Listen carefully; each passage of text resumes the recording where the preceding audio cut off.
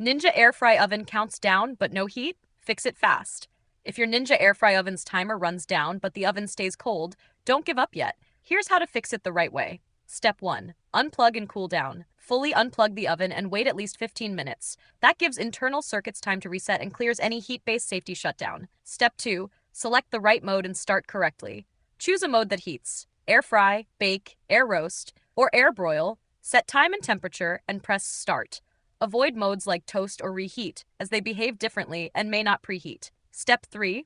Clean the heating element. Unplug the oven and check if the heating element is coated with grease or grime. Gently clean it with a heat-safe microfiber cloth. Loose buildup can block heat even if the timer runs. Step 4. Check the power path. Ensure the power plug is fully seated in the outlet. If using an extension or power strip, try plugging directly into the wall. Some connections don't carry enough current to activate the heating elements even though the display works.